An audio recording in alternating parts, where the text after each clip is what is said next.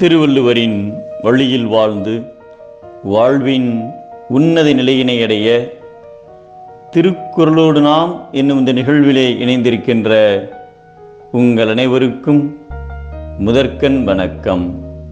குறள் எண் 499. அதிகாரம் இடனறிதல். பாண்டவர்கள் விராட நாட்டில் மறைந்து வாழ்வதை அறிந்த துரியோதனன் விராட நாட்டின் மீது போர் தொடுக்க நினைத்தான். முதல் திட்டமாக விராட நாட்டின் பசுக்களை கவர்வதற்காக திரிகர்த்த நாட்டு மன்னன் சுசர்மாவை அனுப்பினான். சுசர்மா தன் படைகளுடன் பசுக்களை கவர்ந்து சென்றபோது அதை தடுக்க வந்த விராட நாட்டு மன்னனையும் சிறைபிடித்து சென்றான். அச்சமயத்தில் போரை காண்பதற்காக தருமர், பீமன், நகுலன், சகாதேவன் ஆகியோர் மாறுவேடத்தில் அங்கு வந்திருந்தனர்.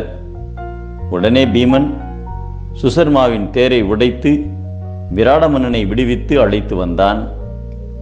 நகுலன் போரில் குதிரைகளை தன்வசப்படுத்தினான். சகாதேவன் பசுக்களை மீட்டு ஆயர்களிடம் ஒப்படைத்தான். சுசர்மா போரில் தோற்றதை அறிந்த துரியோதனன் பெரும் படையெடுத்து வந்தான். துரியோதனன் படையெடுத்து வருவதை அறிந்த விராட நாட்டு இளவரசன் உத்தரகுமாரன் போருக்கு சென்றான். அவனுக்கு தேரோட்டியாக திருநங்கை உருவத்தில் இருந்த அர்ஜுனன் சென்றான்.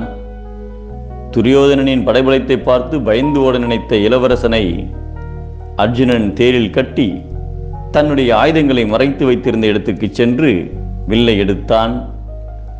உத்தரகுமாரன் தேரை செலுத்திக் கொண்டு வந்து போர்க்களத்தில் நிறுத்தினான். அஞ்ஞாத வாசத்திற்கான கால நேரம் முடிந்துவிட்டதால் அர்ஜுனன் தனது வேடத்தை கலைத்தான். பல அம்புகளை எதிரி படையை நோக்கி ஏவினான். இதனால் பல வீரர்கள் மாண்டனர். அர்ஜுனனிடம் போரிட்டு மீள முடியாது என்பதை அறிந்த சில வீரர்கள் அங்கிருந்து ஓடினர். அர்ஜுனன் கர்ணனின் தேர் சாரதியை நோக்கி அம்பை எய்தினான். கர்ணனின் தேர் சாரதி அவ்விடத்திலேயே கீழே விழுந்தான். அதற்கு மேல் போர் புரிய முடியாததால் கர்ணனும் போர்க்களத்தை விட்டு வெளியேறினான். இறுதியில் துரியோதனன் அர்ஜுனனும் போர் புரிந்தனர். அர்ஜுனனின் பலத்தை கண்ட துரியோதனன் இதற்கு மேல் போர்க்களத்தில் இருந்தால் தோற்றுவிடுவோம் என நினைத்து போர்க்களத்தை விட்டு அகன்று சென்றான்.